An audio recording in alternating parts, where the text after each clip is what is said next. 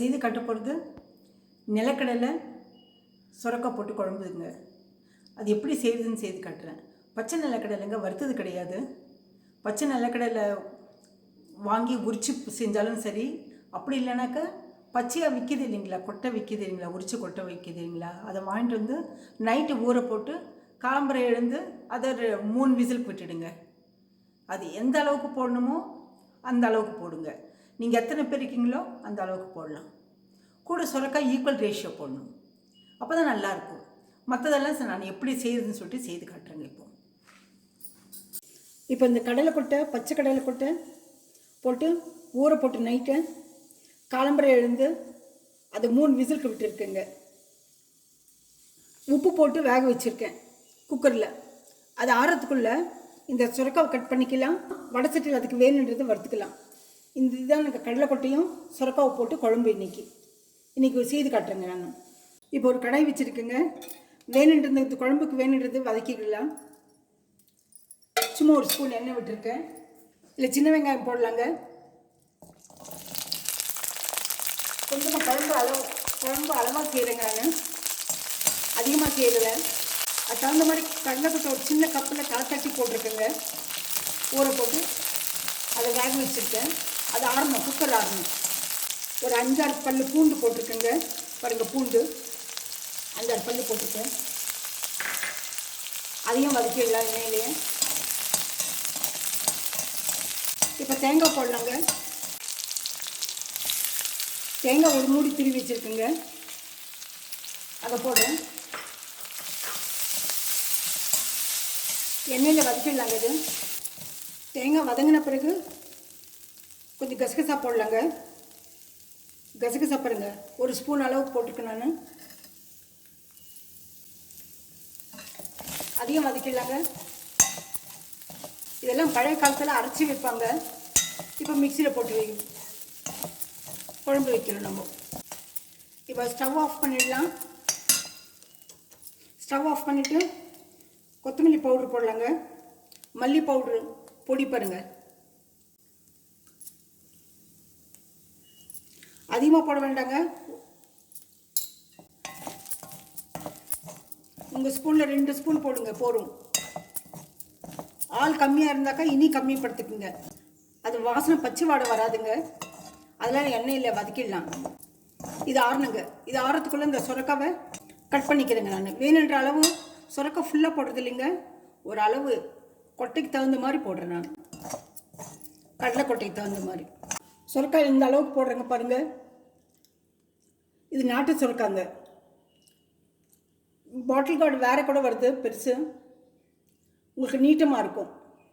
நீட்டமாக இருக்கிறது பாட்டில் கார்டுன்னு சொல்லுவாங்க. இதுவும் அதுதானுங்க. பட் பழைய காலத்து நாட்டிய சுரக்காய் சொல்லுவாங்க. இதை சின்ன சின்னதாக கட் பண்ணிக்கிறேங்க. கட் பண்ணிவிட்டு உங்களுக்கு காட்டுறேன். சுரக்காய் கட் பண்ணுறதுக்குள்ளே இது ஆறி போச்சுங்க.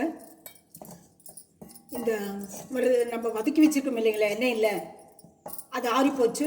அதை மிக்சியில் போட்டுடலாங்க. நான் சுரக்காய் கட் பண்ணிட்டேன். நான் உங்களுக்கு காட்டுறேன். நான் பாருங்கள், சுரக்காவை கட் பண்ணி வச்சுருக்கேன். நான் மிச்ச சுரக்காவாக எடுத்து வச்சுட்டேன். நான் பாருங்கள், இந்த அளவுக்கு எடுத்து வச்சுட்டேங்க. நான் இப்போ மிக்சியில் போட்டுக்கலாங்க. இப்போ தண்ணி ஊற்றி கொஞ்சம் மிக்ஸி அடிச்சுக்கலாங்க.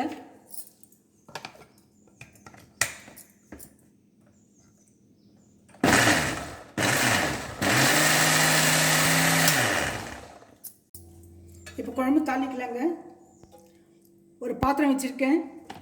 அது காஞ்ச உடனே எண்ணெய் ஊற்றுறேன்.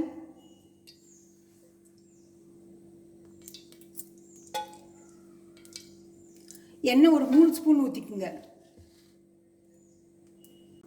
எண்ணெய் காஞ்ச உடனே கடுகு போடலாங்க. கடுகு பொரிட்டோம். கடுகு பொரிஞ்ச உடனே கொஞ்சமாக உளுத்து பருப்பு போடலாங்க.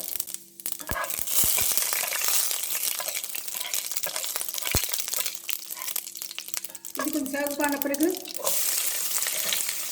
வெங்காயம் போடலாங்க.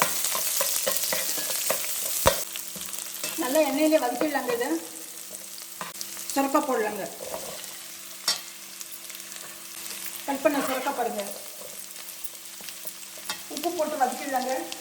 நான் கடலைப்பட்டைக்கு உப்பு போட்டிருக்கேன், சுரக்காய்க்கு கொஞ்சமாக உப்பு போடுறேன். எண்ணெயில் நல்லா வதக்கிடலாங்க. இதை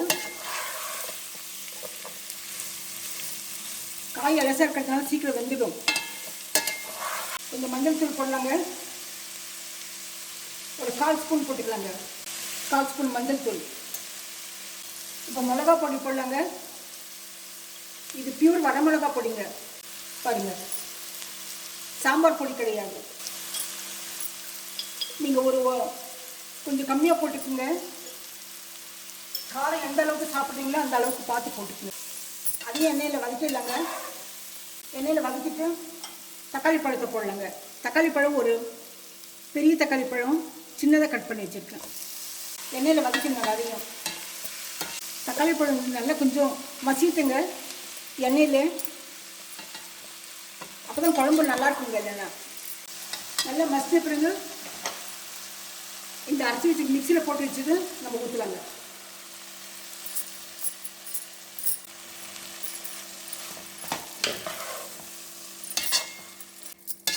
அதெல்லாம் சும்மா ஒரு முறை வதக்கிட்டா போடுங்க, ரொம்ப வதக்கணும்னு இல்லை. இப்போ இந்த கடலைப்பட்டை பார்க்கலாங்க. அது 3 விசில் விட்டு ஆற வச்சுருக்கேன், வெந்திருக்கும். அதே தண்ணியை அப்படியே ஊற்றலாங்க, ஏன்னா அதில் உப்பு இருக்குது.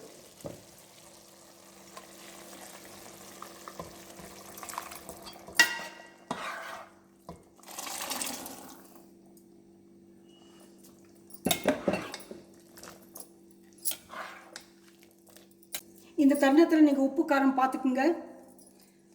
எனக்கெல்லாம் கரெக்டாக இருக்கும்.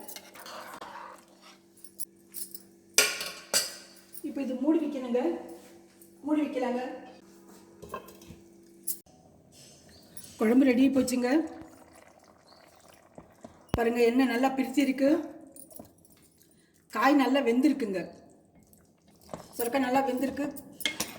முதல்ல கடலை கொட்டை வேக வச்சுருக்கோம் நம்ம பாருங்கள். இந்த பதத்தில் எடுத்துருங்க. நீங்கள் சப்பாத்திக்கு, சாதத்துக்கு, ஒயிட் ரைஸு, சப்பாத்தி, தோசைக்கெல்லாம் நல்லாயிருக்கும் இந்த குழம்பு. ஸ்டவ் ஆஃப் பண்ணிடுறேங்க பாருங்கள். ஆஃப் பண்ணிட்டேன். இந்த குழம்பு பிடிச்சிருந்தா இந்த ரெசிபி லைக் பண்ணுங்கள், ஷேர் பண்ணுங்கள், சப்ஸ்கிரைப் பண்ணுங்கள். மறக்காமல் பெல் பட்டன் ப்ரெஸ் பண்ணுங்கள். அடுத்த ரெசிபியில் பார்க்கலாம்.